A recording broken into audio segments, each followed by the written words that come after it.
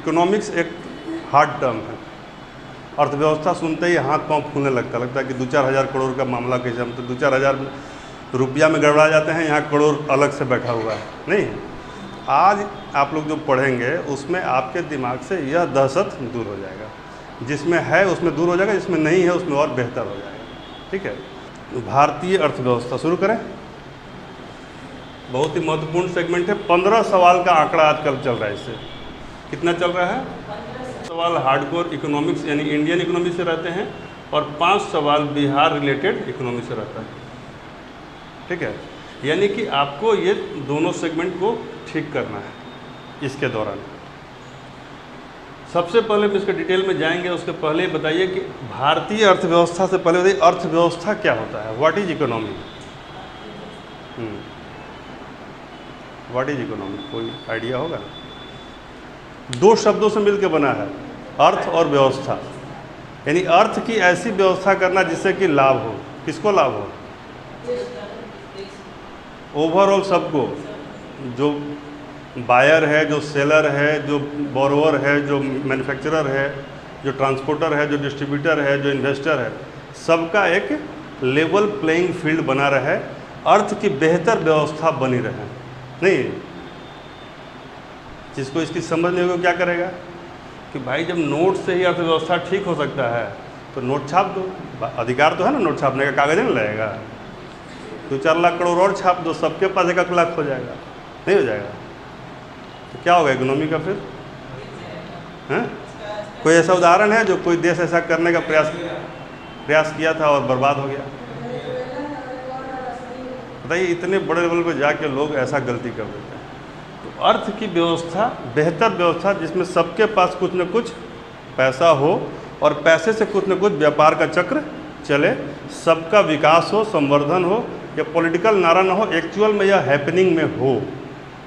ठीक है, तो इसके कई पहलू होते हैं। इन्हीं पहलुओं को समेकित रूप में हम अर्थव्यवस्था करते हैं। ठीक है, अब इसमें कई सेक्टर्स होंगे। सिंपल समझिए, कहीं यहाँ तक दिक्कत है अर्थव्यवस्था, अर्थ की बेहतर व्यवस्था, सही तरीका। आपको कोई दिक्कत है इसमें? अर्थ की बेहतर व्यवस्था को ही हम इकोनॉमी कहते हैं। ठीक है, ऐसे मान लीजिए एक छोटा सा, किसी भी चीज़ को छोटा लेवल पर लाइएगा ना तो उसको कहते हैं, क्या कहते हैं? माइक्रो। अब मोटा लेवल पर लीजिएगा तो मैक्रो। तो अर्थव्यवस्था का 2 संगठन हो जाएगा, एक माइक्रो और एक मैक्रो। हम लोग को ज़्यादा किससे फर्क पड़ता है? हम लोग मैक्रो पढ़ेंगे, मोटा मोटी, क्योंकि क्या है ये जीएस का विषय। तो जीएस में हम क्या पढ़ेंगे? मोटा मोटी चीज़ों को पढ़ेंगे, ओवरऑल पढ़ेंगे। अब मान लीजिए घर का इकोनॉमी से पकड़िए। घर में एक बजट बनता है, मान लीजिए कोई 50,000 कमा रहा है तो 50,000 के अंदर ही नहीं बनाएगा, उसमें कुछ सेविंग्स रखेगा, कुछ खर्च करेगा। खर्च में भी सेक्टर बढ़ता है कि नहीं बढ़ता है? एजुकेशन पे इतना करेंगे, अब डिफेंस पे कितना करेंगे वो उसमें नहीं रहता है, क्योंकि उसको कोई पैराशूट या तोप लगाना नहीं है, लेकिन फिर भी डिफेंस का भी एक उसमें अलग मसला है। लेकिन एजुकेशन है, हेल्थ है, यानी ये सेक्टर्स है, तो सेक्टर्स भी आपका क्लियर हो जाएगा। एजुकेशन सेक्टर पे कुछ खर्चा होगा, कुछ हेल्थ पे खर्चा होगा, प्राइमरी भोजन पे खर्चा होगा यानी कि मील पे खर्चा होगा, सेहत, स्वास्थ्य, इस सब पे खर्चा होगा ना। इसके अलावा कुछ निवेश भी होगा, कुछ सेविंग्स भी होगा। तो जो ये आप माइक्रो लेवल पे देख रहे हैं यानी कि घर के लेवल पे, छोटे लेवल पे देख रहे हैं, वही बड़े लेवल पे करेंगे तो देश हो जाएगा। तो डरना क्या है? इसमें डर वाली कोई बात है? आसान तो है। पैसा, तो अब क्या होगा? पैसा आता कहाँ से है, जाता कहाँ से? तो मान लीजिए घर में देखिएगा तो आने का तरीका कहाँ से है? सैलरी से, बिजनेस से, या फिर लोन से। जैसे जिसके पास दोनों में से कोई ऑप्शन नहीं है तो इसे मांग के भी काम चलाता है, इसी को बोरोइंग कहते हैं। यही देश करेगा तो देश के लेवल पे होगा, राज्य करेगा तो राज्य के लेवल पे, बैंक करेगा तो बैंक के लेवल पे। समझ आ रही है बात? यानी कि पैसा आने का सोर्सेज को हम लोग कहते हैं पैसा आता कहाँ से है। तो देश के लेवल पे वो टैक्स से आता है, देश के लेवल पे वो रेवेन्यू से आता है, देश के लेवल पे वो सेस से आता है, किसी चीज़ पे भी हम सेस लगा देते हैं, और बोरोइंग से भी आता है, किसी से अनुदान से भी आता है। कोई ऐसा आया बिल गेट्स टाइप का 10,000 करोड़ दे दिया अनुदान, चलो भाई बहुत अच्छा काम कर, तो वो भी आ गया। फिर कोई दूसरा देश का आदमी देखेगा नहीं यहाँ पे मारपीट हल्ला मचाई कम होता है, मोदी जी हैं शांति से काम हो रहा है, चलो 2-4 हज़ार करोड़ हम भी लगा देते हैं। इन्वेस्टमेंट से आता है। या इन्वेस्टमेंट भी कई तरीके से होता है, डायरेक्ट इन्वेस्टमेंट होता है और इनडायरेक्ट इन्वेस्टमेंट होता है। तो डायरेक्ट होगा तो FDI कहेंगे और इनडायरेक्ट होगा तो FII कहेंगे, है ना। तो एक हमको दिमाग में क्या रखना है इकोनॉमी के सेंस में, कंसेप्चुअल पार्ट, कि पैसा आने का सोर्सेज। तो कुछ भी अब पढ़िए अखबार में ना, देखिए पैसा तो आ रहा है, ये दिमाग में आना चाहिए, तो आपको बहुत इकोनॉमी आसान लगेगा, खेल रहेगा। पैसा आ रहा है, फिर एक दूसरा सेगमेंट बनता है पैसा जा रहा है कहाँ। तो मान लीजिए घर में तो छोटे लेवल पर क्या होगा कि जा रहा है तो इस मद में, इस मद में, इस मद में गया, लेकिन बड़े लेवल पर जाएगा तो सरकार के पास लोक कल्याणकारी व्यवस्था भी है। DPSP भी आप पढ़े ना, कल्याणकारी राज्य की अवधारणा है, तो मूलाधिकार भी है। तो कल्याणकारी राज्य को स्टेब्लिश करने में कुछ फ्री में भी देना है, सरकार को मतलब सब्सिडी भी देना है, जिसके पास नहीं है उसको मुफ्त में भी देना है। तो इसके लिए सरकार के अलग अलग सेगमेंट है, लेकिन कुछ मैंडेटरी सेक्टर है जैसे कि रोड, कंस्ट्रक्शन, आधारभूत संरचना, उद्योग, कृषि, इन सब में भी इन्वेस्टमेंट पैसा का होता है, ठीक है। इसके अलावा क्या है, हमारा मेजर सेक्टर है डिफेंस। क्योंकि एक राष्ट्र के तौर पे हमको सुरक्षित भी रहना है, तो डिफेंस में आपको आधुनिक तकनीक, आधुनिक अवधारणा और आधुनिक साजो सामान लेकर आते हैं। तो पैसा आया कहाँ से और गया कहाँ से, इसका हिसाब समझ गए, इकोनॉमी समझ गए। अब इसमें क्या होता है कि sectors, primary sector, secondary sector और टर्शियरी सेक्टर, 3 क्षेत्र होगा। प्राथमिक क्षेत्र, द्वितीयक क्षेत्र और तृतीयक क्षेत्र।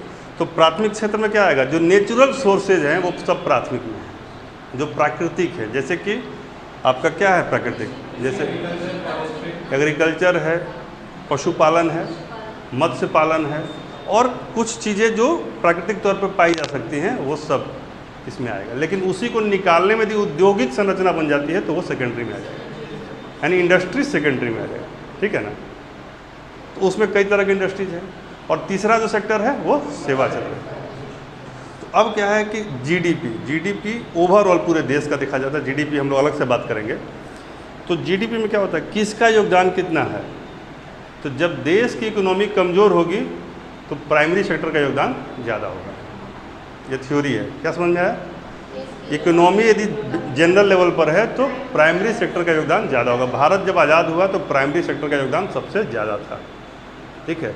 लेकिन जीडीपी तब 4% था ग्रोथ रेट। लेकिन आज के डेट में हमारा जीडीपी एक लेवल से ऊपर है, हम 8-9 की बात कर रहे हैं। कोरोना के चलते बहुत सा कैलकुलेशन मिस्टेक हो गया, वो अलग इशू है। लेकिन हमारा जीडीपी ग्रोथ ठीक है। तो कहने का मतलब है कि हमारा देश में जब विकास होगा तो प्राइमरी सेक्टर के बदले किसका सेक्टर का योगदान ज़्यादा बढ़ेगा, सेकेंडरी और टर्शियरी। अभी हमारे देश में के विकास में जीडीपी में सबसे अधिक योगदान किस सेक्टर का है, नहीं, टर्शियरी का है। कितना है, 54%, ठीक है।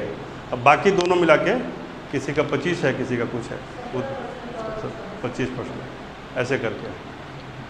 तो यह एक पैरामीटर है, जब देश विकसित होगा सेवा क्षेत्र का योगदान बढ़ेगा। सेवा क्षेत्र में कौन कौन सा आता है, जैसे बैंकिंग सेवा क्षेत्र में है, जैसे हैं कम्युनिकेशन, परिवहन भी सेवा क्षेत्र में है। होटल में भी 2 सेगमेंट है, उसमें सेवा क्षेत्र भी है और उद्योग क्षेत्र भी है, दोनों आता है। ऐसे हवाई जहाज़ वगैरह है, तमाम चीज़ें सब उसमें आते हैं सेवा क्षेत्र में। तो इसका एक चार्टअप बनाइए, कौन कौन सेवा क्षेत्र में है, कौन कौन इंडस्ट्री में है, और इसका चार्टअप देख लीजिएगा, ठीक है। तो इकोनॉमी में क्या हो गया, एक हो गया आपका पैसा आया कहाँ से और पैसा गया कहाँ। दूसरा है कौन कौन सा क्षेत्र इसमें योगदान कर रहा है जीडीपी में। तीसरा सेक्टर है कि इसको प्रभावित करने वाले उपकरण कौन कौन से हैं। जैसे इकोनॉमी का एक बेसिक कंसेप्ट तो आपको हो गया, अब इसको प्रभावित करने वाले उपकरण कौन कौन से हैं। मतलब जैसे कि मौद्रिक नीति, नीतियाँ ना प्रभावित करेंगी। मान लीजिए हमने कोई नीति बना दी, तो सबसे महत्वपूर्ण जो नीतियों को पढ़ना है उसमें सबसे पहला नीति है जो हम पंचवर्षीय योजना बनाना शुरू किया। योजनाएं हमारी एकदम इकोनॉमी को प्रभावित करती हैं, क्योंकि सरकार लेवल पे हम क्या डिसीजन ले रहे हैं उससे पॉलिसी से डिपेंड करेगा इकोनॉमी का स्टेटस। किस सेक्टर को ज़्यादा बूम मिलेगा, किस सेक्टर को दबाया जाएगा, किसको उठाया जाएगा, कौन सा नया सेक्टर जोड़ा जाएगा, ये सब नीतियाँ तय करेंगे कौन, पंचवर्षीय योजनाएँ। तो महत्वपूर्ण है, ठीक है। अब उसी का कल्मिनेशन हो गया योजना आयोग पहले था। योजना आयोग अब बन गया नीति आयोग, तो उनका भी वो नीतिगत चीज़ें हैं तो वो प्रभावित करेंगे, तो उसको भी देखना है, ठीक है। इसके अलावा क्या प्रभावित करेगा, बैंकों का बढ़ना घटना और बैंकों के संबंधित नीतियाँ जो हैं वो भी, और आरबीआई की पॉलिसीज, क्योंकि सरकार डायरेक्ट इकोनॉमी पे इफेक्ट नहीं डालती है, सरकार का एक बहुत बड़ा हस्त्र क्या है, आरबीआई। तो आरबीआई क्या करता है, पीएलआर क्या होता है, एसएलआर क्या होता है, सीआरआर क्या होता है, ये सारी चीज़ें यदि समझ जाएंगे तो बैंकिंग सिस्टम और मौद्रिक नीति का नियंत्रण समझ जाएंगे। यदि सरकार की नीतियों को समझ गए तो बाकी नीतियाँ समझ जाएंगे। तो ये सारा मिला के आपका इकोनॉमिक्स का एक पूरा ड्राफ्ट तैयार हो जाएगा, नहीं हो जाएगा। अब होता क्या है, किसी भी चीज़ का टारगेट क्या है। यदि मान लो तुम भारत के वित्त मंत्री हो तो क्या टारगेट होगा, घर का ही वित्त मंत्री बनो ना पहले, तो टारगेट क्या होगा, कुछ पैसा बचा ले, नहीं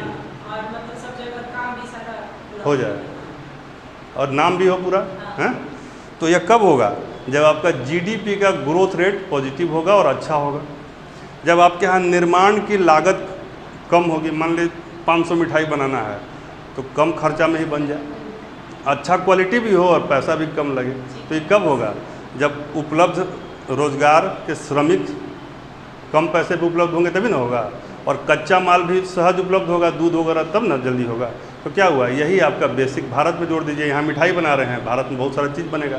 तो किसी भी चीज़ का निर्माण की लागत कम हो, श्रमिकों की उपलब्धता हो, कच्चे माल की उपलब्धता प्रचुरता हो, तो हमारा क्या होगा, उत्पादन लागत कम होगा और हमारे देश का विकास तेज होगा।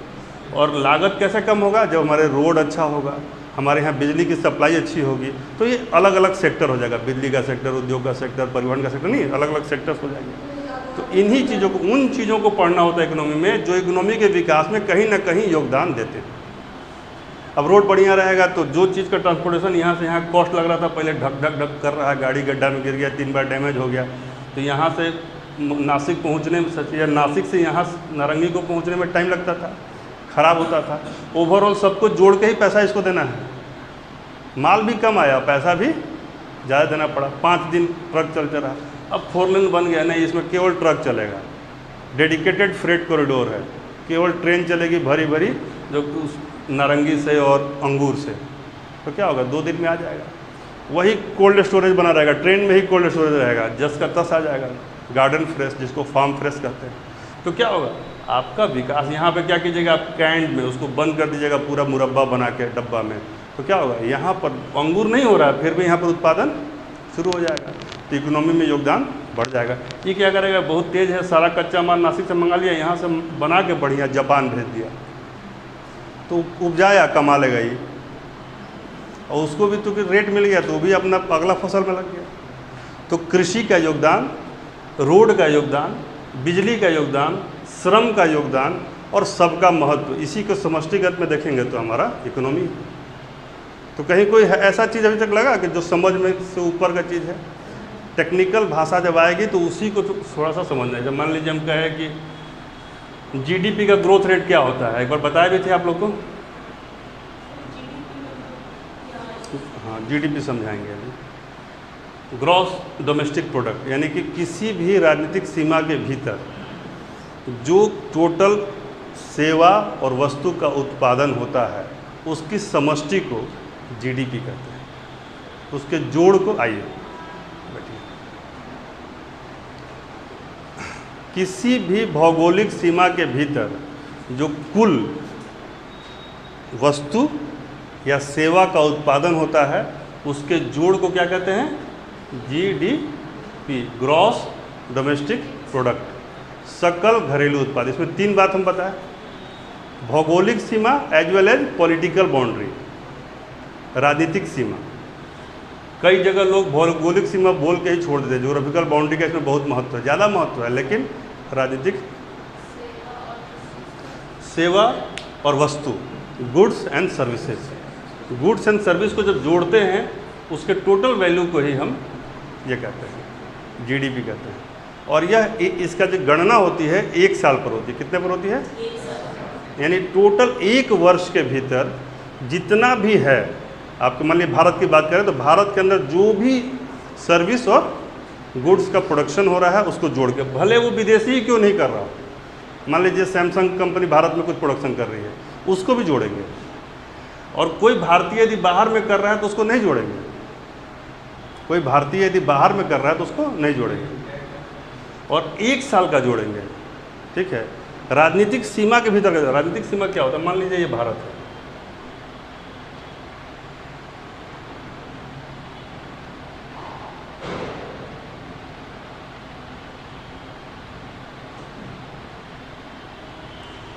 लंबा चौड़ा भारत हो गया, लंबा तो कम है, चौड़ा ज़्यादा हो गया। ठीक है, तो ये भारत है। अब हम बताए थे आपको, एक बाउंड्री यहाँ पर, एक बाउंड्री यहाँ पर, एक बाउंड्री यहाँ पर, 12 मील, 24 और एक 200। तो मान लीजिए यहाँ जाके कोई पेट्रोल निकाल रहा है तो उसको भी जोड़ना पड़ेगा ना, जोड़ेंगे ना उसको। ये हो गया। मान लीजिए यहाँ पे कोई मछली मार रहा है तो उसको जोड़ना पड़ेगा ना। यहाँ पर यदि किसी को कोई खदान में मिल गया, पूरा हीरा उरा मिल गया, नीचे में समुद्र के नीचे कुछ भी मिल सकता है, तो उसको भी जोड़ना पड़ेगा हैं। और एक हवाई जहाज़ मान लीजिए उड़ा यहाँ से, ग्वालियर से या दिल्ली से पकड़ लीजिए और चला गया दुबई, एयर इंडिया का विमान है या फिर इंडिगो का विमान है भारत का, तो ये चला गया कि यहाँ पर, लेकिन जो इसका लाभ या जो भी व्यापार कर रहा है, जो पैसा मिल रहा है, वो तो कहीं ना कहीं भारत के खाते में आना चाहिए। तो गया दुबई, गया लंदन, लेकिन फ़ायदा जीडीपी को हुआ। समझाया? तो इसलिए चूंकि यहाँ तक कि पॉलिटिकल बाउंड्री को कैरी करेगा, हवा में है लेकिन वो प्रॉपर्टी उसके समझौते में भारत का है। समझा क्या बात? लेकिन वहीं पर यदि कोई बैठ के काम कर रहा है तो वो नहीं होगा, क्योंकि ज्योग्राफी चेंज हो गया और उसका कोई करार भी नहीं है कि भारत का है। बात समझाई? 3 टर्म है, एक है 1 साल के अंदर, दूसरा टर्म है वस्तु और सेवा का कुल जोड़, और तीसरा है भारत की राजनीतिक और भौगोलिक सीमा। प्राइमरीली भौगोलिक सीमा और वेगली राजनीतिक सीमा। ठीक है,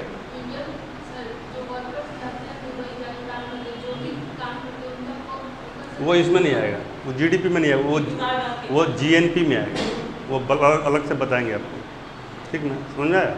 इसमें है भारत की सीमा के भीतर, चाहे यहाँ एलजी कंपनी काम करी हो, सैमसंग काम करी हो, रिलायंस कर रहा है, टाटा कर रहा है, तो क्या होगा? मान लीजिए, सिंपल भाषा में आपको समझा ही दे रहे हैं, इसको हम सोचते अलग से बताएंगे, लेकिन अब पूछ दिया तो ऐसे मान लीजिए 100 रुपये का प्रोडक्शन कर रहा है रिलायंस, 100 रुपये का प्रोडक्शन कर रहा है टाटा, प्राइवेट सेक्टर है, और 50 रुपये का प्रोडक्शन कर रहा है एलजी, और 50 रुपये का प्रोडक्शन कर रहा है सैमसंग। कितना हो गया टोटल प्रोडक्शन? 300 का हो गया ना। ये 300 रुपया जीडीपी हो गया। मान लीजिए इतना ही कंपनी है, चल टोटल 1 साल में यदि इतना कर रहा है तो ये 300 टोटल जीडीपी हो गया। ठीक है, लेकिन जब जीएनपी निकालेंगे तो इन दोनों को हटा देंगे, इन दोनों को। और मान लीजिए कोई आदमी विदेश में जाकर, जिसके बारे में आप बोल रही हैं, वो मान लीजिए वहाँ 50 रुपये का प्रोडक्शन कर रहा है, सोहन नाम रख लीजिए उसका, चलिए सोहन यदि 50 रुपये का प्रोडक्शन कर रहा है, तो हम क्या करेंगे? इसको नहीं जोड़ेंगे इसमें, लेकिन जब हम जीएनपी निकालेंगे तो इन दोनों को जोड़ेंगे और प्लस इसको जोड़ देंगे, तो जीएनपी क्या हो जाएगा? बहुत सिंपल है, बहुत टफ नहीं है। जीएनपी क्या हो जाएगा? 100 रिलायंस वाला प्लस 100 टाटा वाला, चूँकि भारत का ओरिजिनल चीज़ है, प्लस 50 सोहन वाला, यानी 250 हो जाएगा। Gross national product, gross national product, समझना? हाँ बोलो जी, जोड़ी तो तभी ना 300 हुआ। इसमें नहीं जोड़े, एलजी वाला क्या करेगा? सब करेगा, लेकिन मुनाफा भेज देगा अपना, जहाँ का देश है अपना देश में भेज देगा। सैमसंग उसको भेज देगा कहाँ का? टैक्स लगेगा, लेकिन उसके नेट जो भेज रहा है वो टैक्स को भी हम लोग इंक्लूड करेंगे ना कहीं, वो तो इनकम ही है, राष्ट्रीय आय ही तो है वो। हम मोटा मोटी बात कर रहे हैं, आप इसको मोटा समझिए कि 300 रुपया यदि ओवरऑल भारत में हो रहा है तो वह 300 का जीडीपी हो गया। अब ये 300 नहीं है, इस साल जीडीपी कितना है भारत का? नहीं पड़े हैं, इस साल भारत का जीडीपी अभी 31 लाख करोड़ है। कितना है? 31 लाख करोड़। इसको कितना तक ले जाना है? 50 लाख करोड़ तक ले जाना है। कहाँ तक ले जाना है? 50 लाख करोड़ तक। और ये फिर इसमें और भी आएगा, GDP, real GDP, nominal GDP, वो अलग थीम है। वो अभी क्या है ना, अभी माइन्यूट बताएंगे तो आपको मोटी बात समझ में नहीं आएगी। अभी मोटी बात समझिए, ठीक है। जीडीपी समझ में आ गया, जीएनपी समझ में आ गया। अब इसी में क्या होता है, एक टर्म होता है, जीडीपी है तो एनडीपी, और जीएनपी है तो क्या हो जाता है? एनएनपी। टर्म बढ़ता गया। ये जीडीपी 4 टर्म हो गया ना, जो एक टर्म था वो 4 टर्म। तो जीडीपी क्या हुआ? टोटल जोड़, ए बी सी डी सबको जोड़ दिए, जीडीपी हो गया। लेकिन ये क्या हो गया, जो भारत में है उसको जोड़े, अब विदेश में जो भारतीय उसको जोड़े, और जो भारत में विदेशी उसको हटा दिए, तो ये हो गया जीएनपी। ठीक है। अब ये दोनों टर्म आपको मिल गया। अब मान लीजिए अभी दोनों टर्म में हम एक आंकड़ा लाया था, कितना? 300 रुपया। जीडीपी कितना था? 300। और जीएनपी कितना था? 250। मोटा मोटी ऐसा रहता भी है, हमेशा जीडीपी ज़्यादा रहता है और जीएनपी कम रहता है। लेकिन जीएनपी थोड़ा अधिक हो, जीडीपी से अधिक हो जो ही नहीं है, लेकिन इसका मात्रा अधिक हो तो देश के लिए अच्छा सूचकांक है। यदि जीएनपी ज़्यादा हो तो देश के लिए अच्छा सूचकांक है। तो अब आप क्या करेंगे कि एनडीपी, और ये परेशान कर रहा है कि एन कहाँ से आ गया, जी हटा के, ये नेट है। तो नेट का depreciation, GDP minus depreciation equal to NDP. Depreciation मतलब ह्रास, कमी। जैसे मान लीजिए कोई चीज़ है, मान लीजिए कोई आदमी 10 ठो मोटरसाइकिल बनाया और 2 मोटरसाइकिल का कार्बोरेटर खराब है। एक्चुअल प्रोडक्शन तो 10 किया, लेकिन एक्चुअल में पैसा किसका मिला? 8 का। तो 8 जो 2 जो है ना, वो डेप्रिसिएशन हो गया इकाई के। ठीक है। उसी तरीके से जीएनपी में भी जो टूट फूट है, तो अब क्या होगा कि मान लीजिए जीएनपी में हम किसको जोड़ रहे हैं? तो जीएनपी में हम हटा दे रहे हैं ना इसको, ये दोनों को हटा दे रहे हैं। तो जब इसका टूट फूट को भी इसमें से हटा देना पड़ेगा ना। कहने का मतलब है कि मान लीजिए टोटल रहा जीडीपी माइनस डेप्रिसिएशन। डेप्रिसिएशन मान लीजिए 10 रुपये का है, तो ये 10 घट जाएगा। 10 का डेप्रिसिएशन क्या है कि मान लीजिए ये टाटा जो बनाया उसमें 2 ट्रक खराब निकल गया, 100, तो 2 का हो गया, तो 2 हट जाएगा। ओवरऑल 10 मतलब 10% कर दिए, मतलब ओवरऑल आपको 300 में से 10 हट गया, तो यानी कितना हो गया? 0.33%। 0.33% का डेप्रिसिएशन हो गया, तो आपका कितना आ जाएगा? 290। और यदि जीएनपी में भी टूट फूट, मान लीजिए विदेशी कंपनी का टूट फूट कम हुआ, तो उसका हो सकता है कि 5 ही घटे, तो 250 है, ये तो सेम रहेगा। और उसका डेप्रिसिएशन चूँकि उसकी टेक्नोलॉजी ज़्यादा एडवांस है, टूट फूट कम हुआ, ह्रास डेप्रिसिएशन कम हुआ, तो 5 ही घटाइए, तो 245 हो जाएगा। समझ आ गई? चारों टर्म क्लियर हो गया। एक बार रिपीट कर देते हैं। जीडीपी किसी भौगोलिक राजनीतिक सीमा के भीतर, जैसे भारत देश है, उसके अंदर जितना भी हम उत्पाद और सेवा दोनों को जोड़ेंगे तो क्या हो जाएगा? जीडीपी हो जाएगा। और उसमें से यदि डेप्रिसिएशन को हटा देंगे तो एनडीपी हो जाएगा।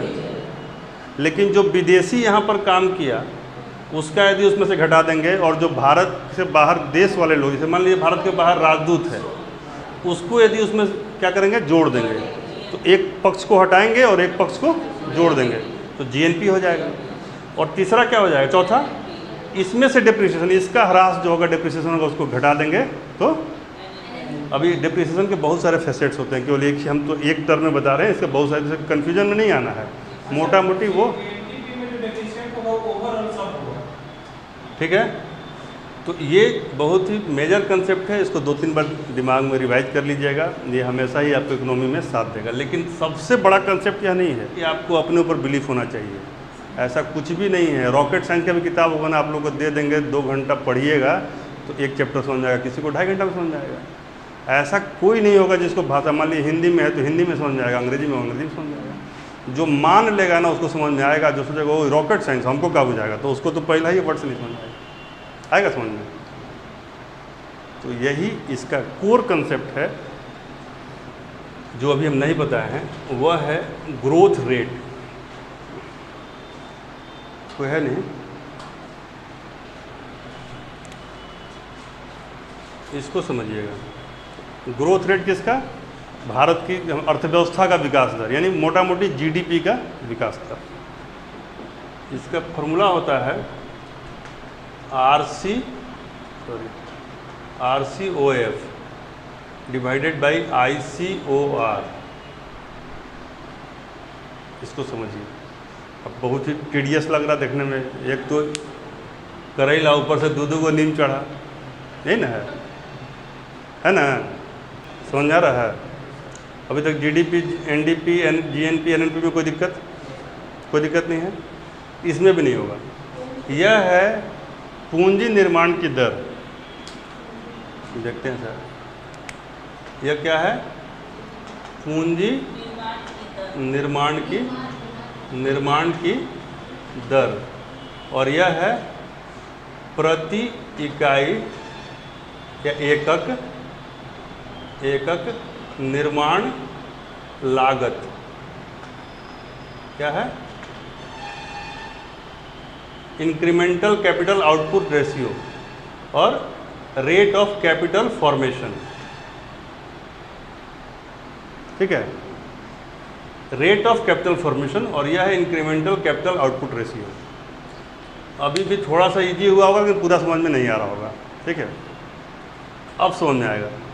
जैसे ऊपर में हम जब बात कर रहे हैं दर की, जब परसेंटेज में कोई भी चीज़ होता है तो इसमें तो इतना तो मैथ आप लोग जानते हैं कि वो किसी चीज़ को किसी से डिवाइड करेंगे तभी परसेंटेज आएगा।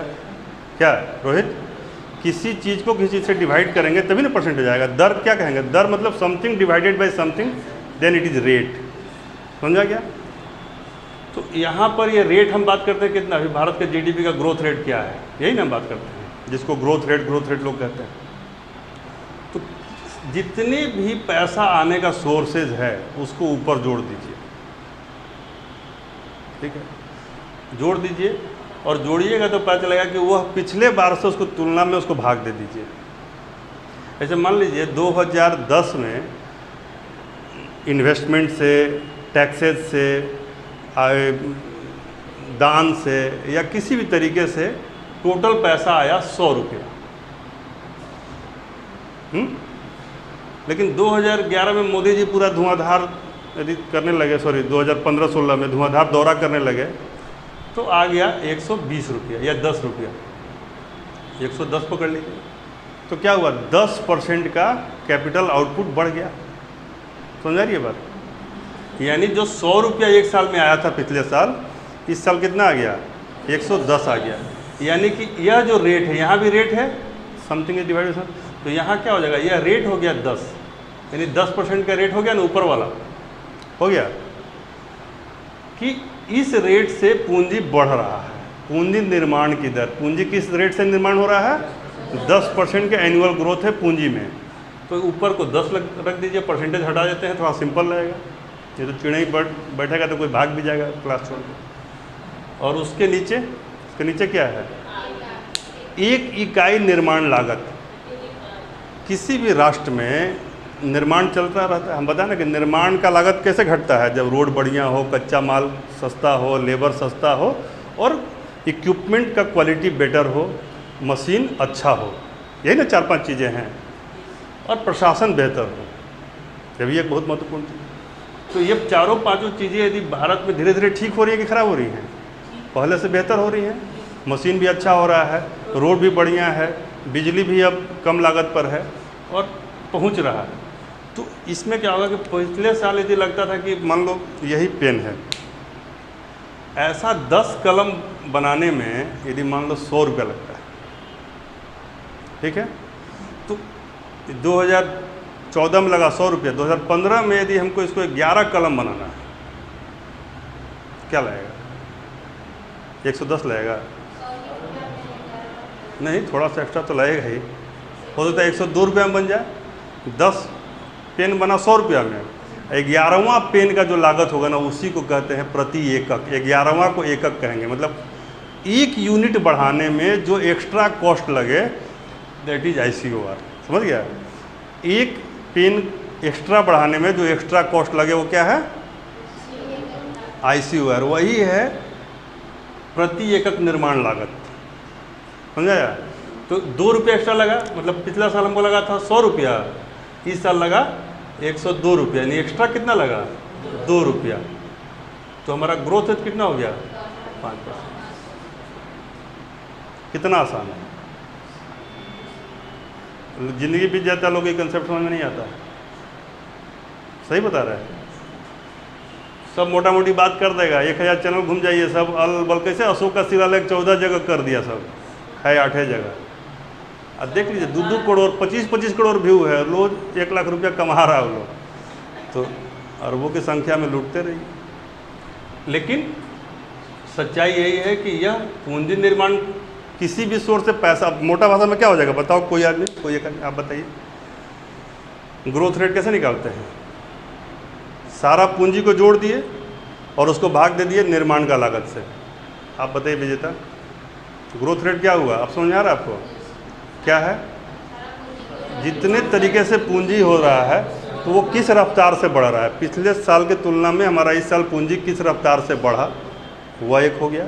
और इस साल नया बनाने में हमको कितना एक्स्ट्रा लगा, तो जिस रफ्तार से बढ़ा और जितना एक्स्ट्रा लगा भाग दे दिया, हमारा ग्रोथ रेट आ गया। सबसे महत्वपूर्ण कितना मज़ेदार बात है कि जब आप मेंस लिखेंगे तो केवल इस फार्मूला पर आप पूरा इकोनॉमिक्स का नोट्स लिख देंगे। इसको जो समझ गया वो उसके लिए इकोनॉमिक्स मतलब 50% समझ गया। पूछिए कैसे? ऐसे मान लीजिए सवाल आया इकोनॉमिक्स में, मान लीजिए भारत के बारे में आया कि भारत में विकास दर कम है और इसको ठीक करना है, तो कैसे किया जा सकता है? विकास दर को ठीक करने के लिए या भारत की बेहतर अर्थव्यवस्था को स्थापित करने के लिए उपाय सुझाएं। ऐसा सवाल आता है ना, क्या किया जा सकता है? What should be done in this regard, ऐसा सवाल आएगा ना कि what steps can be take to get the economy back on track. इस तरह का क्वेश्चन हो सकता है। तो what should be the model answer? Model answer, आदर्श उत्तर क्या होगा? यही फार्मूला में आएगा। क्या करना है हमको? हमको मोदी जी को कोट बूट पहना के फिर दौड़ा देना है। क्या करना है? मोदी जी दौड़े पूरा दुनिया में और जाके खूब बढ़िया लच्छेदार भाषा करके अब FDI बढ़ा दें, FII बढ़ा दें, हैं? तो इधर वाला एक उपाय ये हो गया। दूसरा, लोगों का विश्वास पैदा हो, यहाँ बेहतर प्रशासन हो। तो ये RCO बढ़ाने का जितना भी मेजर है वो हमारे इकोनॉमी को स्ट्रेंथन करेगा। 2 तरीका से होता है। लेकिन यदि मान लीजिए मनमोहन सिंह बोलेगा ना बहुत ज़्यादा खर्चा हो रहा है इसी में ही, तो 5 करोड़ मोदी जी का सूटे में खर्चा हो जा रहा साल भर, तो इसको यदि रोक देते हैं तो भाई इसको ठीक कीजिए। जो 2 रुपया लगा, यदि मान लीजिए हमारा 101 रुपया में यदि पेनवा बन जाता ये, तो यहाँ 1 हो जाता और हमारा सीधे थोड़ा सा एफर्ट में ये 10% का ग्रोथ रेट होता है। चमत्कार हो जाएगा। तो जब देश की आधारभूत संरचना का विकास होगा, कच्चे माल की उपलब्धता होगी, सस्ते श्रमिकों की उपलब्धता होगी और बेहतर प्रशासन एग्जीक्यूशन होगा और अच्छा डिस्ट्रीब्यूशन होगा, तो क्या हो जाएगा? हमारा ICOR घट जाएगा। अभी 0 पे तो नहीं जा सकता है, मिनिमल हो सकता है, पॉइंट्स पे भी जा सकता है। तो यदि 1 भी पहुंच गया तो ऊपर में आपका जो भी परसेंटेज है वो एज इट इज रह जाएगा। है ना इंटरेस्टिंग?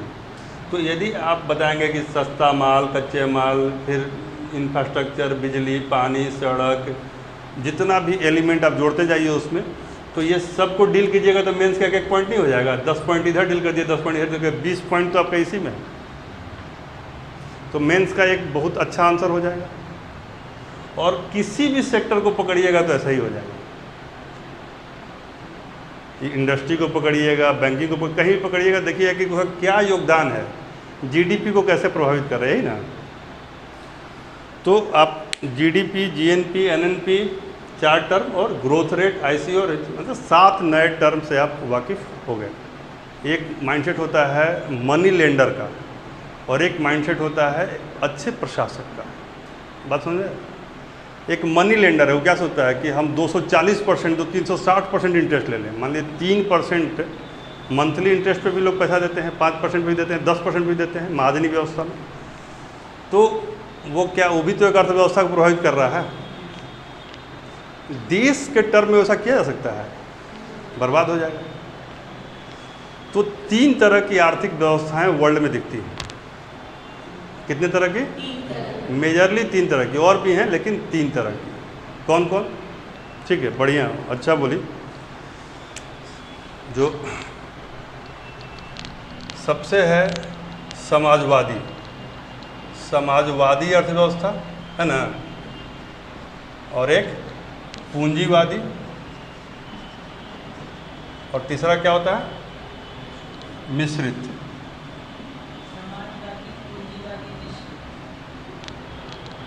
यही 3 है मेजर, सोशलिस्ट, कैपिटलिस्ट और मिक्स्ड इकोनॉमी। भारत किस में आता है? तो इसमें भारत, इसका उदाहरण है भारत। पूंजीवादी का उदाहरण कौन सा है? पूंजीवादी अमेरिका, और समाजवादी चाइना। समाजवादी, साम्यवादी हम लोग कर रहे हैं, वो समाजवादी ही कहेगा, चीन। वहाँ पे गवर्नेंस है साम्यवादी, और इकोनॉमी है समाजवादी। क्यूबा, ये सब उस तरह के देश, ठीक है। वैसे कोर डिफरेंस क्या है? पूंजीवादी में क्या होता है? इसका उद्देश्य, पूंजीवादी का उद्देश्य क्या होता है? प्रॉफिट अर्न करना, ठीक है। तो इसमें उद्देश्य जो है प्रॉफिट है। जब उद्देश्य प्रॉफिट होगा तो भेदभाव होगा कि नहीं होगा?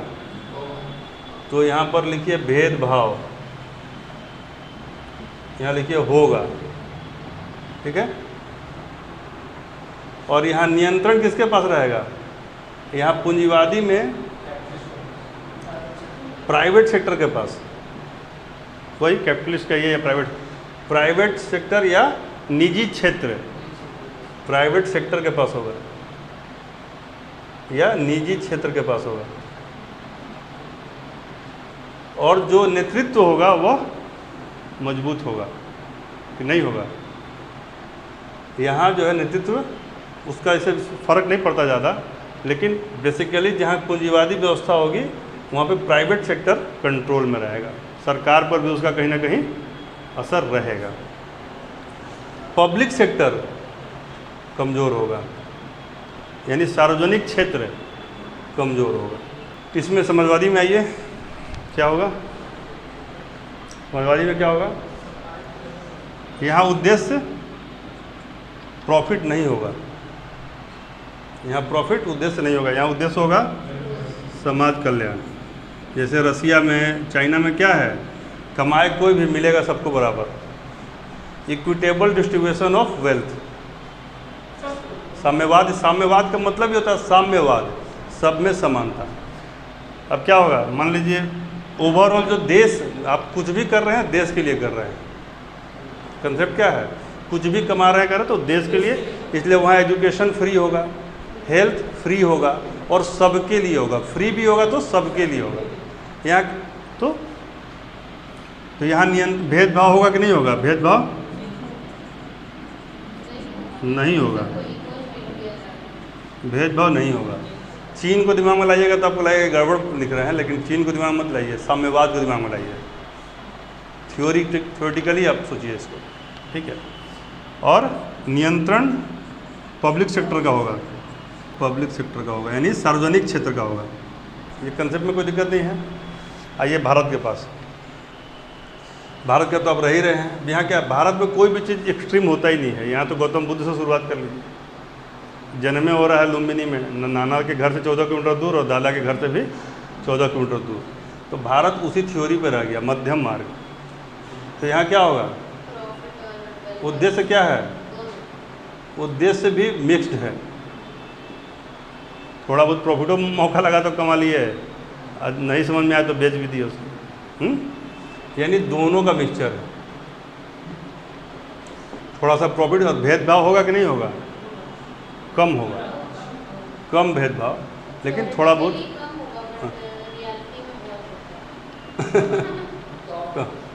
कम होगा भेदभाव है। और नियंत्रण दोनों के पास थोड़ा बहुत, ज़्यादातर पब्लिक सेक्टर, और फिर भी अब क्या हो रहा है, प्राइवेट सेक्टर का बढ़ रहा है नियंत्रण। एयर इंडिया, रेलवे जो प्राइवेटाइजेशन की तरफ जा रहा है, वो कहीं ना कहीं हम मिक्स इकोनॉमी से कैपिटल इकोनॉमी की तरफ जा रहे हैं। तो यह 3 तरह की इकोनॉमी है। तो दिक्कत, तो ये 3 तरह का इकोनॉमी है भारत में, ये वाला ज़्यादा है। धीरे धीरे हम बढ़ रहे हैं इसके तरफ, कोई दिक्कत है? अब इसकी नियंत्रणकारी शक्तियाँ बहुत सारी होती है इकोनॉमिक्स पर। बेसिक बात समझ में आ गई कि हमारा 3 तरह का इकोनॉमी में मिश्रित इकोनॉमी हमारा है, और जीडीपी, जीएनपी, ये सब क्या होता है ये भी समझ में आ गया, डेप्रिसिएशन भी समझ में आ गया। अब सेक्टर्स लिख लीजिए। सेक्टर्स 3 हैं, प्राथमिक, द्वितीयक और तृतीयक, ठीक है। लेकिन हमें जो पढ़ना है वो प्राथमिक, द्वितीयक, तृतीयक के अलावा जो जनरल सेक्टर पढ़ना है वो लिखिए। मतलब अर्थव्यवस्था के क्षेत्र जो पढ़ना है, विषय लिखिए, प्रमुख विषय। सबसे पहले आपको पढ़ना है कृषि क्षेत्र के बारे में, फिर पढ़ना उद्योग क्षेत्र के बारे में, फिर पढ़ना है संचार, परिवहन। संचार और परिवहन अलग अलग लिखिएगा। कृषि प्राइमरी, उद्योग सेकेंडरी, और संचार और परिवहन टर्शियरी में। फिर इसके अलावा जो सेक्टर्स हमें पढ़ने हैं वो है बैंकिंग। फिर पढ़ना है कर संरचना, टैक्स, जिसमें जीएसटी भी आएगा। जीएसटी कैसा टैक्स है, डायरेक्ट या इनडायरेक्ट? सब कह रहा कि सब जोड़ कर लिया जाता है। जितने भी इनडायरेक्ट टैक्सेस थे सबको मिला के एक टैक्स बना दिया गया, जिसको कहते हैं जीएसटी। जितना, देखिए पहले 6 तरह के इनडायरेक्ट टैक्सेस थे। कितने तरह के? 6 तरह का इनडायरेक्ट टैक्स था, उसको जोड़ के एक टैक्स बना दिया गया, उसका क्या नाम है? जीएसटी। लेकिन डायरेक्ट टैक्स जैसे कि इनकम टैक्स, या क्या है, डायरेक्ट टैक्स है, कॉरपोरेट टैक्स डायरेक्ट टैक्स है, ये आज भी हैं सीमा। तो जो डायरेक्ट टैक्सेज हैं आज भी बने हुए हैं। बहुत कंसेप्चुअल बात है, आप लोग बातचीत मत गंवाइए इस समय को। जितने, जैसे कहा ना 1 नेशन 1 टैक्स, तो लोगों को कन्फ्यूजन हो सकता है कि सारा टैक्स हटा के एक टैक्स बना दिया, सारा डायरेक्ट इनडायरेक्ट खत्म। बहुत लोग समझते हैं एक टैक्स बन गया, 1 नेशन 1 टैक्स। नहीं, 1 nation 1 indirect tax. Indirect tax, direct tax अभी 5-6 ठो हैं, जैसे इनकम टैक्स, ये कॉरपोरेट टैक्स, कस्टम का क्या बोलते हैं, सीमा शुल्क। तो ये सारे चीज़ें हैं, आप समझ आ रही है? तो जीएसटी इनडायरेक्ट टैक्सेस का एमलगमेशन है, ठीक है, अलग से पढ़ना है। किस संशोधन से आया, किससे आया? 101, ठीक है, 101वां संविधान संशोधन से जीएसटी को लागू किया गया। तो एक टैक्स बना, तो कर संरचना पढ़ना है, ठीक है। आगे लिखिए बैंकिंग क्षेत्र। फिर लिखना है जो विश्व में जितने भी, सॉरी अभी तो क्षेत्र ही लिख रहे हैं ना, ऊर्जा क्षेत्र, संचार, उद्योग तो लिख लीजिए। उद्योग का फिर बहुत सारा वर्गीकरण हो जाएगा, अलग अलग उद्योग आ जाएंगे उसमें, ठीक है ना। उसको हम अलग से जब उद्योग पढ़ाएंगे तो कर देंगे। अब जितना भी रिपोर्ट्स हैं वो पढ़ना है, मेजर रिपोर्ट्स, जैसे यूएनडीपी का रिपोर्ट, जैसे किसी भी संस्था का रिपोर्ट जारी होता है, वो सारा रिपोर्ट पढ़ना है। इसके अलावा आयोग का जो, जैसे वित्त आयोग के बारे में पढ़ना है, नीति आयोग के बारे में पढ़ना है, पंचवर्षीय योजनाओं के बारे में पढ़ना है, 5 ईयर प्लान लिख लिए पहले। रिपोर्ट्स अलग है, रिपोर्ट जो है वो अलग है। जैसे मान लीजिए अभी एक हाल ही में रिपोर्ट जारी हुआ, वन स्थिति रिपोर्ट, फॉरेस्ट का क्या लेवल है। कोई रिपोर्ट आ गया किसी जानवर के बारे में, पशुधन रिपोर्ट भी अभी हाल फिलहाल में जारी हुआ है। तो जो हाल फिलहाल में रिपोर्ट जारी हुआ है ना, वो इकोनॉमिक्स में बहुत इंपॉर्टेंट होता है।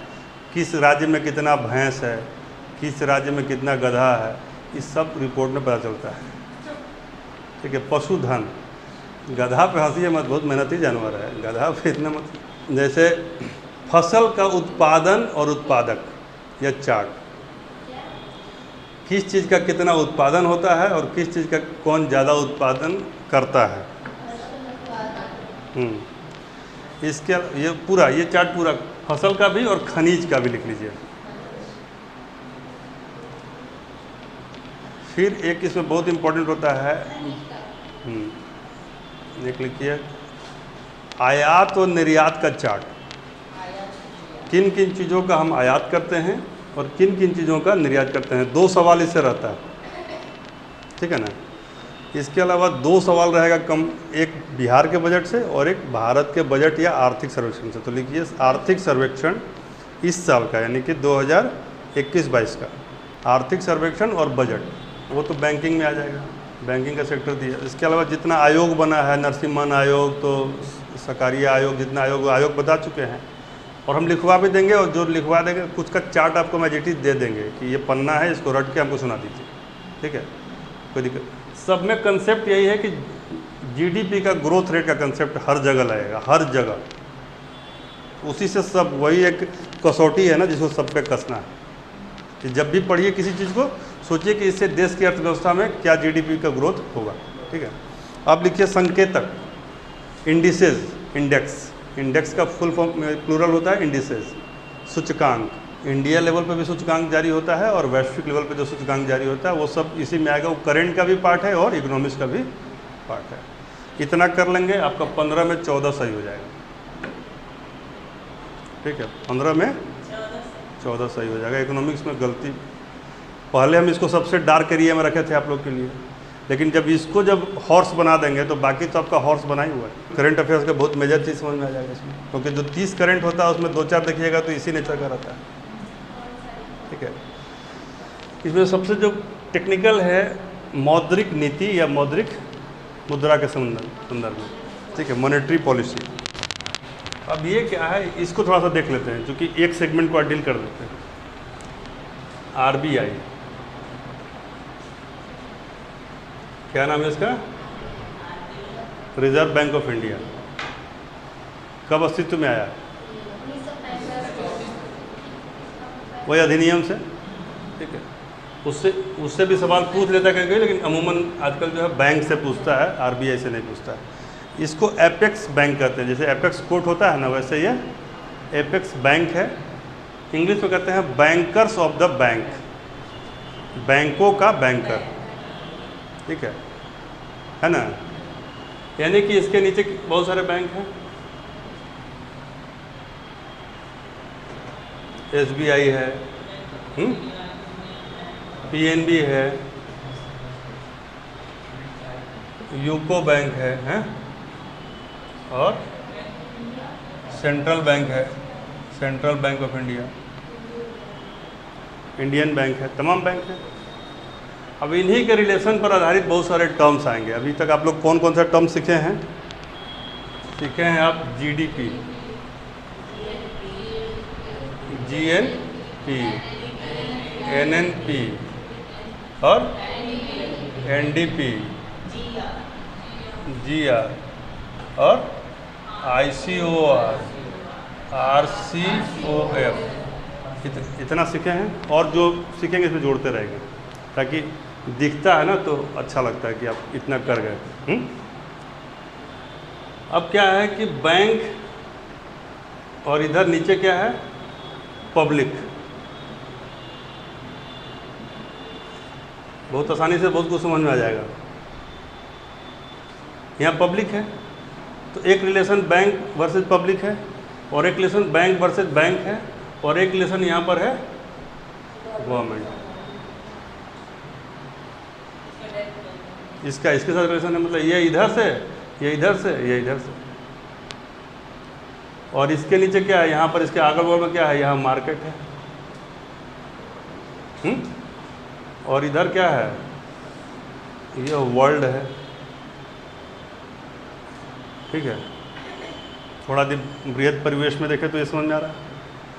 अब क्या है कि एक एक करके टर्म आएगा और क्लियर होता जाएगा। जैसे मान लीजिए ये गया बैंक से पैसा लेने, बैंक गया आरबीआई से कुछ पैसा हमको दे दीजिए, तो बोला कि किस दर पे दीजिएगा, किस रेट पे दीजिएगा, तो बोला कि हम जो है एक रेट पे देंगे, उसका नाम है, इसको देगा, इसका नाम है बैंक रेट। क्या नाम है? नहीं, अभी रेट पे मत जाइए, बैंक रेट। तो इसका परिभाषा क्या हो जाएगा? वह दर जिस पर आरबीआई शेष बैंकों को ऋण देता है और बार बार देता रहता है, जनरल रेट है ये बैंक का आरबीआई के साथ, तो हो गया बैंक रेट।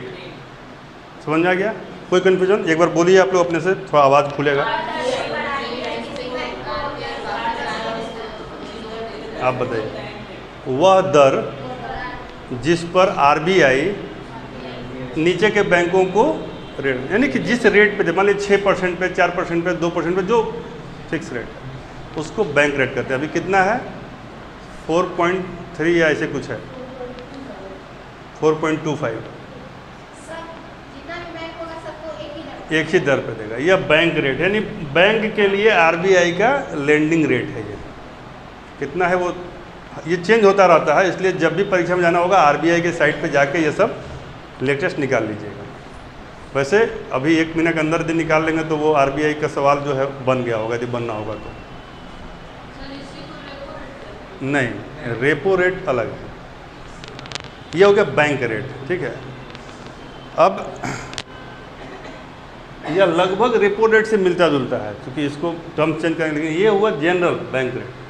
अब जैसे मान लीजिए आरबीआई से ये पैसा ले रहा है, नॉर्मल कंडीशन में नहीं है, अब नॉर्मल मतलब कि कुछ दिन इस बार पैसा का जरूरत, क्रंच आ गया, क्राइसिस आ गया, तो आरबीआई तो बढ़िया है, वो बोला कि ऐसा है कि आपको हम इस रेट पर देंगे। तो ज़रूरत के समय यदि जिस पे देता है उसी को, मतलब सेम चीज़ बैंक रेट की तरह ही है, लेकिन बैंक रेट क्या है, एक लंबे समय के लिए फिक्स है, या फिर वो एक जनरल है और यह पर्टिकुलर है। रिपो रेट क्या है? पर्टिकुलर है। तो इस जिस रेट पर बैंक आरबीआई से अल्पकालिक, कुछ समय के लिए, कितना दिन के लिए? 14 दिन के लिए। आप समझ में आए कहाँ पर अंतर आ रहा है? 14 दिन के लिए। अब ये थोड़ा लंबे समय के लिए भी हो सकता है, थोड़ा कुछ अलग भी हो सकता है, लेकिन इसका क्या है? मात्र 14 दिन के लिए अल्पकालिक जो लेता है उसको कहते हैं रेपो रेट। क्या कहते हैं? Repo rate. बैंक रेट वह दर जिस पे आरबीआई बैंकों को देता है, रेपो रेट अल्पकालिक समय के लिए वह दर जिससे आरबीआई बैंकों को ऋण देता है। समझ आ गया? इसी में एक टर्म और समझ लीजिए, कभी कभी बहुत इमरजेंसी आ जाता है, सिचुएशन पे इसके डायरेक्शन पे करता है, गवर्नमेंट डायरेक्शन पे। गवर्नमेंट बताएंगे कैसे इसका असर पड़ेगा, अभी तुरंत, अभी 10 मिनट आप लोग धीरज रखिए, सब समझ में आ जाएगा। तो ये रेपो रेट क्या हो गया? उसी रेट पर, आप थोड़ा सा ध्यान यहाँ लगाइए, आपका टाइम बच जाएगा। रेपो रेट जिस पर कि बैंक देता है लेकिन थोड़ा सा कम समय के लिए, 14 दिन का, इसका अल्पावधि ऋण कहते हैं इसको। लेकिन इससे भी कम में क्या होता है? एमएसएफ। क्या होता है? एमएसएफ, मार्जिनल स्टैंडिंग फैसिलिटी कहते हैं इसको। क्या कहते हैं? Marginal standing facility. यह 1 दिन के लिए होता है और फिर उसको ठीक, मतलब कई बार क्या होता है कि शुक्रवार को दिया, शनिवार को ले लिया, इस तरह का दिक्कत। तो उस केस में एमएसएफ, अभी एमएसएफ भी बहुत इसी तरह का ऋण के ही दायरे में आता है। तो ये भी ऋण है, यह भी ऋण है, यह भी ऋण है। यह एक जनरल रेट है, यह 14 दिन के लिए रेट है, और यह 1 दिन के लिए रेट है। समझ गया? 3 चीज़। तो बैंक रेट, रेपो रेट और एमएसएफ तीनों समझ गए। अब आइए, अब क्या है, कई बार क्या होता है ना कि बैंक के पास पैसा ज़्यादा हो जाता है, जमा कर दिया, दबा के कोई दे दिया, इसके पास है नहीं। बैंक का एकमात्र सोर्स है पैसा कमाने का, लोन देना और लोन पे इंटरेस्ट लेना। लेकिन अब जिसके पास ज़्यादा हो गया तो बोला कि क्या, आरबीआई से बोला कि क्या हम भी दें आपको कुछ पैसा, अब तो हमारे पास ज़्यादा है। तो आरबीआई बोला कि हमको ज़रूरत क्या है पैसा का? तो बोला नहीं, कम ही दीजिएगा। नहीं होता है कि थोड़ा कम ही दीजिएगा लेकिन ले लीजिए। बोला लाओ। तो इसको कहते हैं रिवर्स रेपो रेट। जो काम बैंक इसके साथ किया था वही बैंक इसके साथ कर दिया, तो यहाँ एक वर्ड जुड़ गया रिवर्स, और बाकी सब सेम है। समझ आ गया? यानी अभी ये रेपो रेट अभी है 4%, कितना है अभी लेटेस्ट जो चल रहा है 4% है, रेपो रेट भारत में अभी 4% है, और यह है 3.35 वर्तमान में यही है, और परीक्षा में आपका यही आएगा, पूछेगा तो यही रहेगा अभी, तो 3.5, तो 65 का बट्टा लगा दिया। पहले इसमें 1% का गैप रहता था, कोरोना काल में थोड़ा सा ये 4 चीज क्लियर हो, MSF क्लियर हो गया, marginal standing facility, bank rate वह दर समान, रेपो रेट वही दर लेकिन 15 दिन के लिए, और यह 14 दिन के लिए, और यह जो है रिवर्स उल्टा हो गया, लगभग उतना ही रहता है, 4.25 इसी का है, 4.25 ऐसा है, ठीक है ना, 4,500 के आसपास ही होगा उसका भी, क्योंकि मान ले रहा है कि वो जान थोड़ा मारेगा। चलिए कोई नहीं, अगला इसमें क्या होता है कि पूरा जो कंसेप्ट समझिए, कंसेप्ट क्या है कि मार्केट में पैसा आएगा तो मार्केट का क्या हाल होगा, मार्केट से पैसा जाएगा तो मार्केट का क्या हाल होगा, ये दो बात समझ लीजिए। अब देखिए ये है मार्केट मान लीजिए है, तो यहाँ पर सबसे पहले क्या हो रहा है, यहाँ पर आ रहा है लोन, तो लोन पर जो इंटरेस्ट है, यहाँ लाइए इंटरेस्ट, पहले इंटरेस्ट के ऊपर लिखिए, तो इंटरेस्ट यदि बढ़ जाएगा तो लोन घट जाएगा, इंटरेस्ट रेट ज़्यादा रहेगा तो कोई लोन लेगा, और यह यदि घट जाएगा ये बढ़ जाएगा, तो ये जब बढ़ेगा तो मार्केट में पैसा, यहाँ जब लिख दें मार्केट में पैसा बढ़ेगा कि घटेगा, इस पहला कैसे बताइए, पहला में ये भी घट जाएगा और दूसरा में ये बढ़ जाएगा। फिर तीसरा चीज़ लिखे आदमी के हाथ में पैसा, मार्केट में पैसा वही चीज़ है, ठीक है। अब लिखिए मांग, समान, समान या मांग लिखिए, मांग, ये घटेगा कि बढ़ेगा, इसमें भी घट जाएगा डिमांड। मान लीजिए आपका कपड़ा का दुकान है, तो कपड़ा के दुकान में पहले आदमी जाता था तो पैसा उसके पास था, लेकिन यहाँ तो इंटरेस्ट बढ़ गया, पैसा घट गया, तो बोला कपड़ा जो है उसी में काम चला लेते हैं। कोरोना काल में बहुत कम लोग कपड़ा खरीदे, तो लेकिन जब इसको घटा दिया जाएगा इंटरेस्ट को तो ये बढ़ जाएगा। तो क्या होगा, जब ये बढ़ जाएगा तो मांग भी बढ़ जाएगा, तो फिर क्या होगा, इन्फ्लेशन बढ़ जाएगा। उत्पादन छोड़ो ना, अभी इन्फ्लेशन पर आओ, महंगाई। जब मान लीजिए आपका कपड़ा का दुकान चला नहीं, अब सरकार दबा के दे दिया, इंटरेस्ट कम कर दिया, तो सबके पास पैसा आ गया। अब जिसके पॉकेट में 50,000 रुपया है वो जाएगा दुकान में तो रेट पूछेगा कैसे मीटर कपड़ा दिए, बोला 4 मीटर सी दो, 4 मीटर 5 मीटर कुर्ते सी दो, काहे के लिए थोड़ा थोड़ा शर्ट सी लोगे, ठीक है। तो इस तरीके से जब उसका सोच आ जाएगा तो उस केस में क्या होगा, जब कपड़ा वाला भी सोचेगा मोटा भाई बैठा हुआ है, बोला सर ये तो है 1000 रुपये मीटर, लेकिन आपको हम 900 लगा देंगे, है 500 मीटर। तो क्या किया, 400 का इन्फ्लेशन दे दिया। फिर एक दूसरा आदमी आया, उसके अकाउंट में और 1 लाख रुपया है, वो बोला कि यार दोनों बढ़िया बढ़िया सिल दो एकदम एक में का, तो वो बोला कि आपको तो हम दे देंगे 1000 में दे देंगे, कल तक तो बेच रहे थे 1200 में। तो क्या किया, दुकानदार तुरंत अपना कॉस्ट बढ़ा दिया। इसी को कहते हैं महंगाई का बढ़ जाना। तो मार्केट में जब पैसा का इनफ्लो आएगा तो महंगाई बढ़ जाएगा। महंगाई क्यों बढ़ जाएगा, क्योंकि दाम बढ़ जाएगा। मार्केट में पैसा है तो आदमी दाम मोलाई करवे नहीं करेगा। जब मोलाई 4 आदमी नहीं किया तो 5वां आदमी के पास पैसा नहीं है, वो बेचारा पहुंचेगा, बोला कल तक तो दे रहे थे 800 रुपये मीटर, आज क्या हो गया, वो बोला मार्केट में पैसा आ गया। तो मार्केट में पैसा आने से इन्फ्लेशन बढ़ जाता है। और पैसा कैसे आता है, इंटरेस्ट रेट घटने से, घटेगा तब पैसा बढ़ेगा। कंसेप्ट क्लियर, यही बस यही 2 चार्ट समझ लीजिए। तब यहाँ पे क्या गवर्नमेंट क्या करता है, जब मार्केट में पैसा को कम करना होगा तो इसको बढ़ा दो, आधा % बढ़ेगा ना, मार्केट से सब पैसा टान लेगा। क्योंकि ये क्या करता है, मान लीजिए 4% पे लिया, कोई भी पब्लिक, कोई लोग 4% पे देता है लोन, कितने पे देता है, कम से कम 12% पे देता है, 12-13 पे। तो जब ये जैसे ही घटा के कर देगा, मान लो 5% कर दिया, तो ये क्या करेगा, 12 को सीधे 18 कर देगा। 18 पे करेगा तो ये पब्लिक बोला जो लोन लेके और आया है कपड़ा सिवाने के लिए, तो क्या करेगा, बोले हम लोन नहीं लेंगे, हम भले गांधी जी की तरह रहेंगे। क्या करेगा, धोती को पहले गमछी बनाएगा, फिर रुमाल बना लेगा। हैं। तो ये इसको कहते हैं आरबीआई का मौद्रिक नीति, ठीक है। तो साख नियंत्रण जिसको कहा जाता है कई बार, क्रेडिट कंट्रोल, किसी को साख नियंत्रण कर देगा, वो बोलेगा वो सर तो कुछ पढ़े हुए नहीं किया। यही है साख नियंत्रण, क्रेडिट पे नियंत्रण करना, यानी किसको कितना पैसा देना है नहीं देना है, इसको नियंत्रण को ही क्रेडिट नियंत्रण कहते हैं, ठीक है। अब आरबीआई इसके लिए और भी तरीका अपनाता है। तो देखिए आरबीआई इसके लिए और क्या करता है, बैंक को कहता है कि नहीं बैंक सब बहुत बदमाश है, ये सब क्या कर रहा है, पब्लिक को लूटने का एक से एक उपाय करता रहता है, और पैसा लेकर भाग जाएगा पब्लिक का। तब सब लोग आदमी ज़िंदगी भर का पूंजी जमा किया बैंक में, अब बैंक लेके गायब कर दिया। तो बोला कि आप एक तो SLR रखिए, बंदूक नहीं, स्टैट्यूटरी लिक्विड रेशियो, वैधानिक तरलता अनुपात। यानी मेन कंसेप्ट यह है कि आरबीआई मार्केट में तरलता यानी लिक्विडिटी मतलब पैसे की उपलब्धता। लिक्विडिटी क्या होता है, पैसे की कैश में नगद में उपलब्धता को लिक्विडिटी कहते हैं, समझा गया। उसको कंट्रोल करने के लिए आरबीआई जितना टूल्स अपनाती है उसी में से एक टूल है SLR। वो कहता है इतना पैसा आपको एनी टाइम अपने पास रखना है, जो अभी कितना है 18%। 18% पैसा बैंक को किसी भी सूरत में लोन में नहीं मिलता। बैंक तो ऐसा है कि सबको लोने दे देगा, और आप जाइएगा कि भाई हमारा बेटी का शादी है पैसा दीजिए, बोला कि आप 2 दिन बाद आइए ना, 2 दिन बाद ब्याह होगा, कल शादी है तो आज पैसा चाहिए।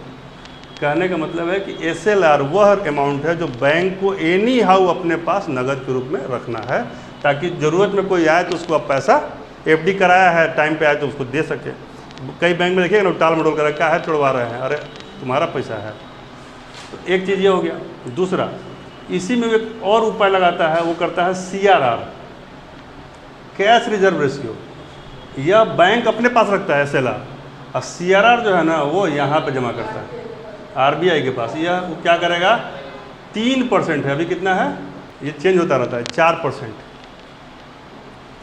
इसको देख लीजिएगा, इतना पैसा बैंक के पास रहेगा, वो मतलब आरबीआई के पास रहेगा, ठीक है।